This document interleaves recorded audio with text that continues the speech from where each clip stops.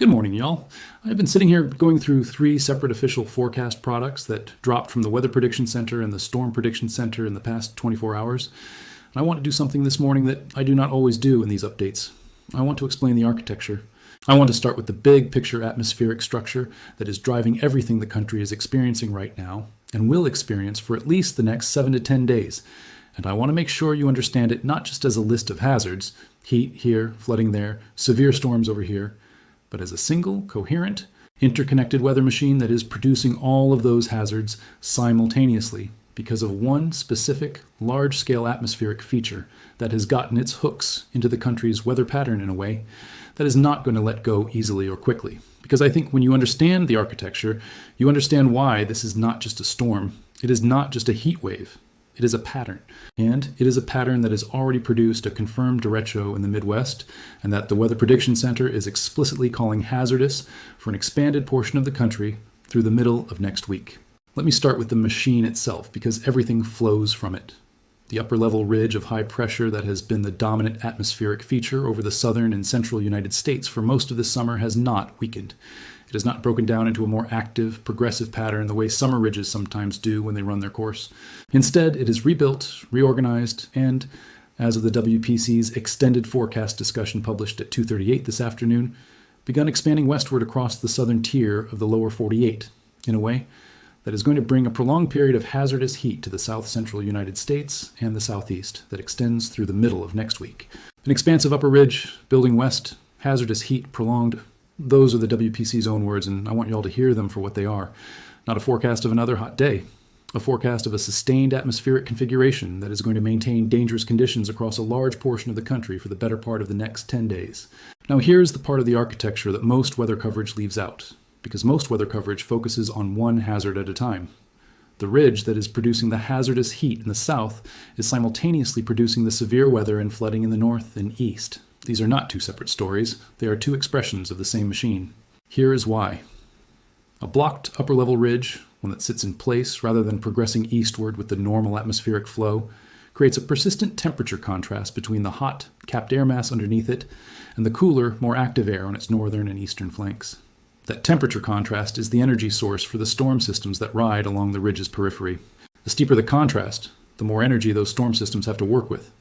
And a ridge that is building and expanding rather than weakening is a ridge that is continuously steepening that contrast, continuously loading the gun for the storm systems circling its edges. The August 11th derecho is the most dramatic and most specific illustration of that architecture. That work that the 2026 weather season has produced so far, and I want to spend real time on it because I think it deserves more attention than it has received. The Storm Prediction Center issued their preliminary derecho confirmation yesterday afternoon with specificity that tells you how confident they are in the classification. The MCS, Mesoscale Convective System, a large organized cluster of thunderstorms, moved from eastern Iowa to northern Indiana over the course of August 11th. It began at approximately 12 UTC, 7 in the morning Eastern Time, and continued producing wind damage for hours. The maximum measured gust was 86 knots, or 99 miles per hour, recorded at Gary, Indiana. This morning, the SPC extended the confirmed path of the derecho further into central Indiana, southeastern Ohio, and eastern Kentucky. The full derecho track runs from eastern Iowa through Indiana, southeastern Ohio, and into eastern Kentucky. Hundreds of miles. Hours of duration, 99 miles per hour at the most intense core. That is the atmospheric machine at full expression. And the WPC's analysis of why this happened and why it is going to keep happening is where the architecture story becomes most important. Their short-range forecast discussion from 2:36 this afternoon describes what they call an active pattern, and they use that phrase deliberately as a technical characterization of an atmospheric configuration that will keep the threat of heavy rainfall and flash flooding in the forecast throughout much of the Midwest and western United States. An active pattern, not a storm, not a frontal passage, a pattern. The same machine that organized the August 11th derecho is still running today, still producing the moderate risk of excessive rainfall for the Ohio Valley that the WPC has confirmed is active today, still generating the storm systems that the Weather Talk blog this morning describes as producing damaging wind gusts of 60-plus miles per hour and localized flooding wherever slow-moving storms repeatedly track over the same areas. The machine has not turned off. It has taken a breath after the derecho's most violent expression and is producing again. The SPC's day 4 through 8.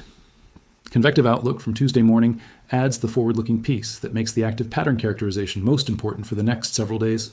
Moderate to strong destabilization will again be possible on Friday, near and south of a front extending from the Central Plains and Midwest into parts of the southern Mid-Atlantic.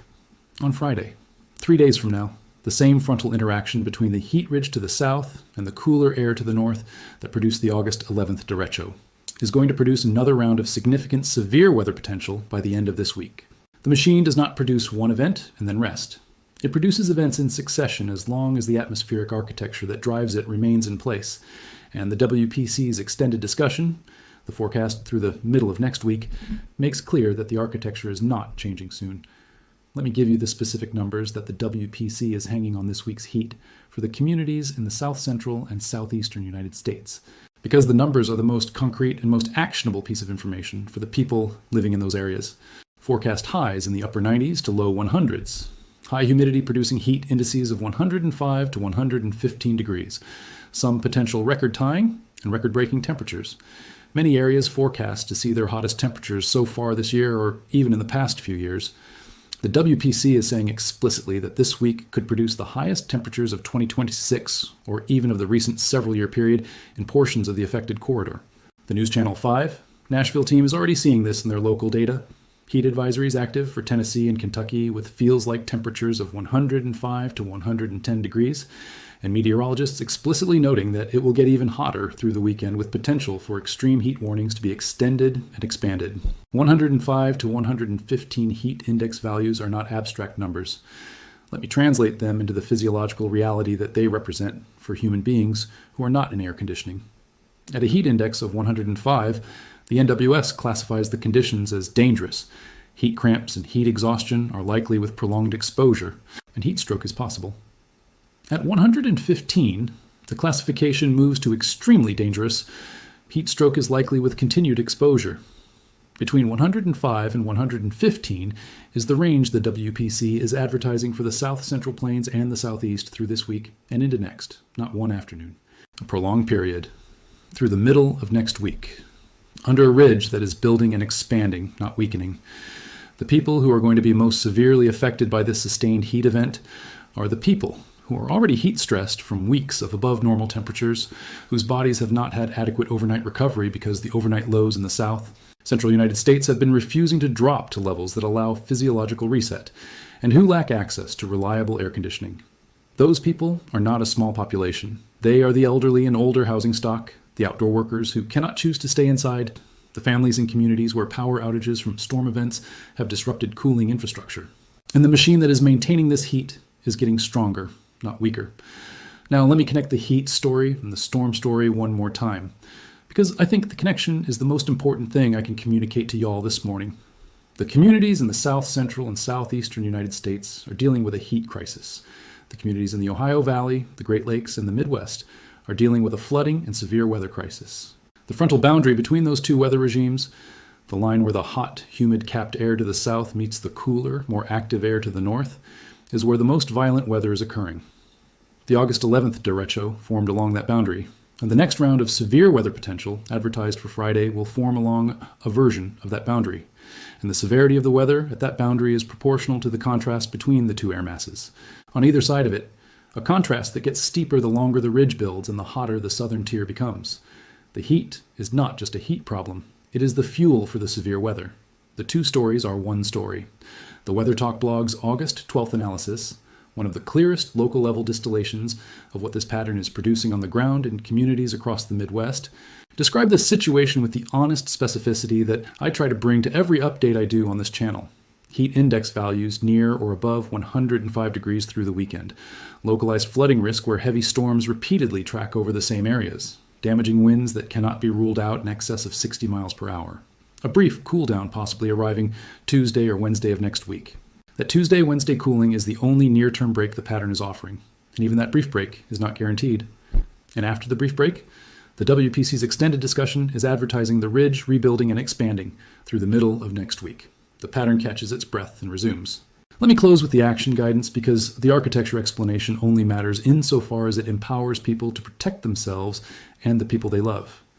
For the south central and southeastern United States, Texas, Oklahoma, Kansas, Arkansas, Louisiana, Mississippi, Alabama, Tennessee, Georgia, the Carolinas, and the Gulf Coast communities of Florida. You are in the most sustained and most dangerous heat event of this summer. The WPC is calling it hazardous and prolonged. The NWS is issuing heat advisories and warning of potential expansion to extreme heat warnings. The ridge driving this is building, not weakening. Treat this week and next week as a sustained public health emergency. Drink water continuously. Know your cooling centers. Check on your neighbors. Keep your children and your pets inside during peak afternoon hours. And if you see anyone exhibiting signs of heat stroke, not heat exhaustion, but heat stroke, hot red skin, confusion, rapid pulse, possible unconsciousness, call 911 immediately. Heat stroke kills people without intervention, and it kills them faster than almost any other heat illness presentation.